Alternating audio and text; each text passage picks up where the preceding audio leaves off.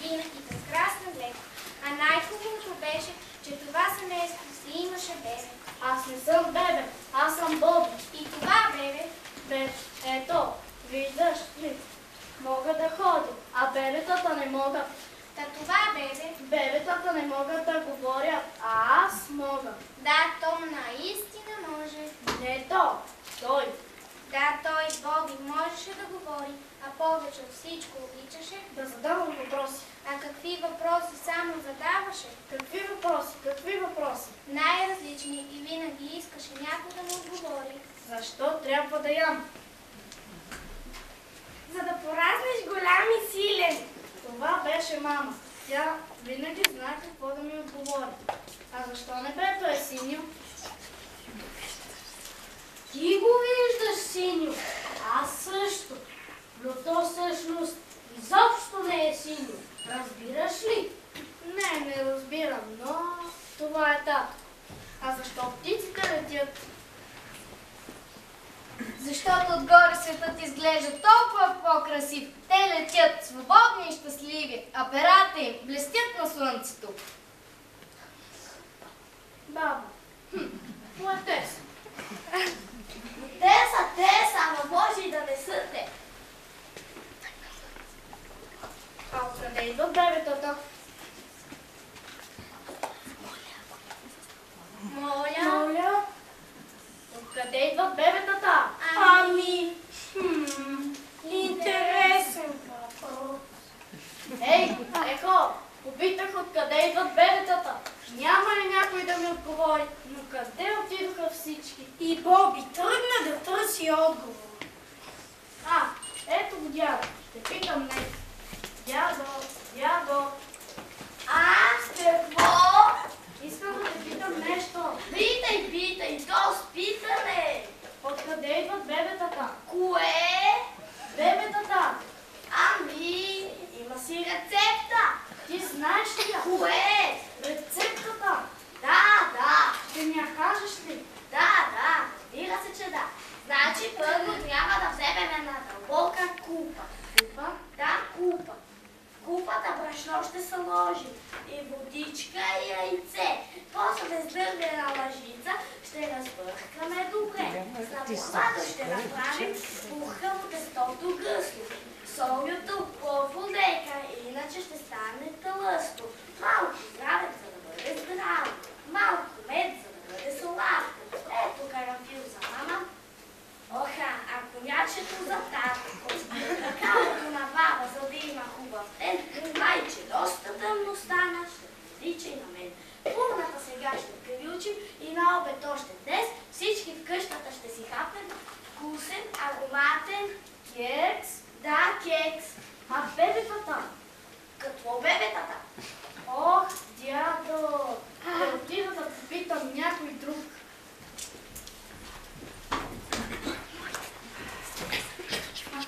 Бабо. Какво има, Боби? Искам да те питам нещо. Кажи, момчето ми. Откъде идват бебетата? Бебетата? Бебетата ги носят щъркелите. Наистина ли? Да, миличък, щом настъпи пролета, радост бликва в сърцето. Скоро птичите ята ще изпълнят пак небето. Щъркелите, щом пристигнат, само погледни на теб и ще видиш, че в клюна всеки щъркел носи бебе. Те от градове прелитат, търсят точния адрес. Те задачата си важна ще изпълнят още днес. Те летят напред непрестанно, без умора. Откъдето и да минат, виждат куп щастливи хора, че от този миг се старепят баба, дядо, мама, татко. Чакат радостта да дойде, чакат своето бебе сладко. Странна работа. Да, А щъркелите откъде взимат всичките тези бебета? ще трябва да ги попитаме. Да, ще трябва. Боби! Боби!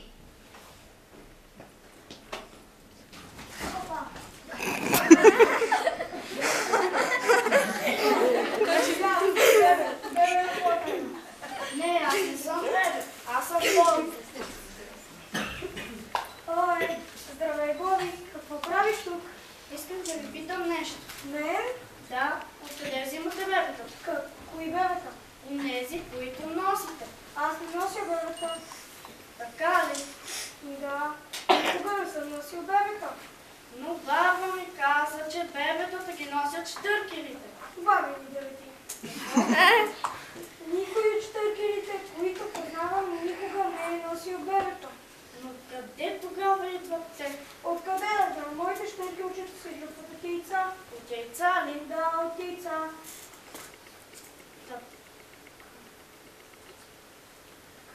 Но как така? Както си му е редът. Цяла зима ние бяхме в топлите страни на юг. Но когато дойде пролет, ние връщаме се тук. И тогава всеки щъркел своята гнездо намира. Неговия дом трябва да се ремонтира. Щом гнездото е готово, чака ни задача друга. Белият е става в него, с нас моята съпруга. Те са нашето богатство. Тях живот започва на. Тя ги топли, тя ги мъчи, аз се гледам за свобод. И тогава идва ден, и яйчетата се препукват. Щъркелчета малко, бели, от яйчетата се излюпват. О, наистина ли? Да, твоята майка не снася ли яйца? Не. Думай от магазина. Яйцата? Да, да, всички. Сигурно и бебето да ги взимат там. Сигурно.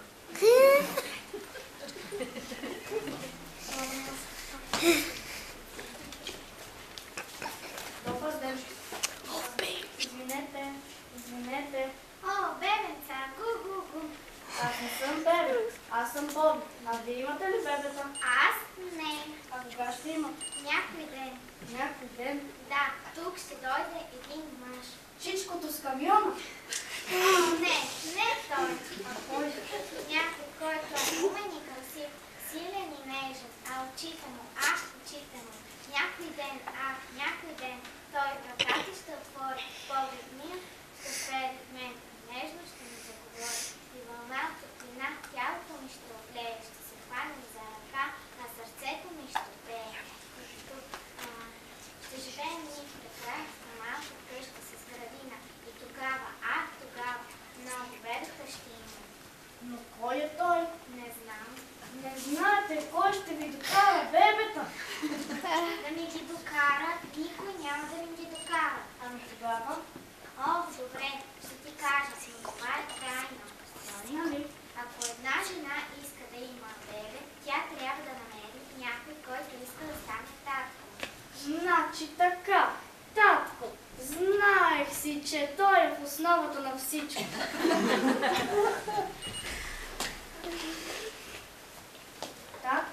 Татко, кажи момчето ми.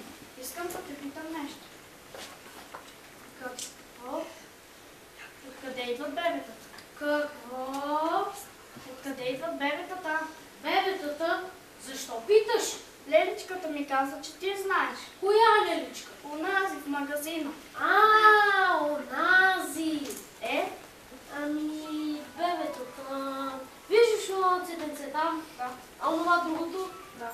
Ами, те също се виждат. После? И започват да си мислят колко хубаво би било, ако около тях има малки цветенца. Би било хубаво, нали? Да. Да, но какво? За да има малки цветенца, първо трябва да се появи една пчеличка. Пчеличка? Да, пчеличка. Бръм-бръм. Тя каца първо на едното цветенце, после на другото цветенце. После на трето цветенце? Не каца на трето цветенце. Каца само на това цветенце и на другото цветенце. Ето тук и ето там. После тук и после там. После пак, после там. От цветенце на цветенце, брънна сам и брънна там. Щом при първото тя кацне, то споделя своите мисли. Тя при второто отива, чувството предава чисти. Първото с думи нежни, но чутото отвръща. Второто пък с целувка, пак при второто я връща. Гледат се с любов цветята, трепкат техните листенца. После цялата градина се отрупва с цветенца. Но как? Ами, така е при цветенцата. Едно цветенце, друго цветенце, пчеличка и после малки цветенца. А при хората? При хората е по същия начин. Пчеличка. Не точно пчеличка. Как? Не разбираш ли? Ох, защо не попиташ майка си? Честно да ти кажа, никога не съм бил съвсем наясно с цялата тази работа. Разбирам.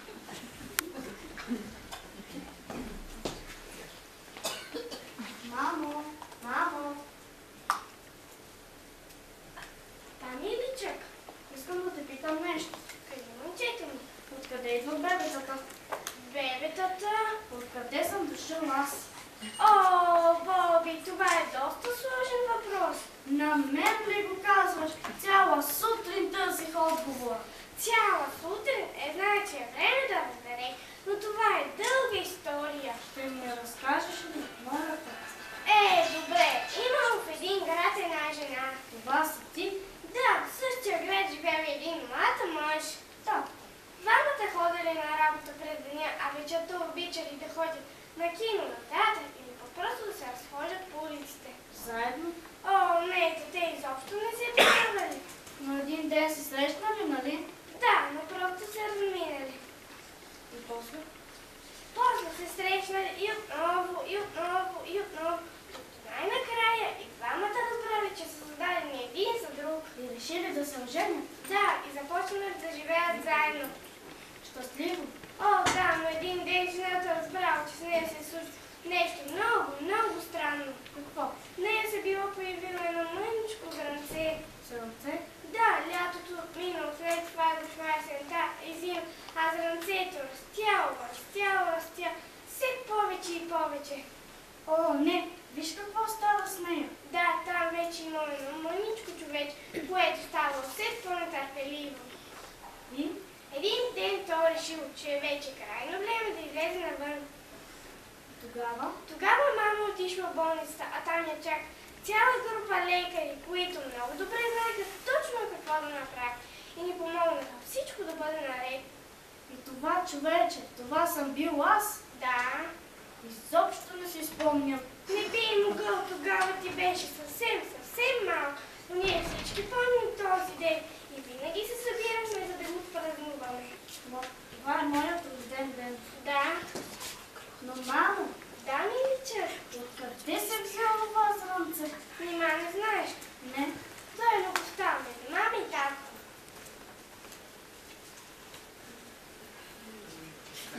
Това не е чудо. Да, детето ми, това е най-голямото чудо. Чудото на природата. Боби, къде тръгна милича? Трябва да кажем и на останалите. Няма си представа какви неща си мислят. Браво!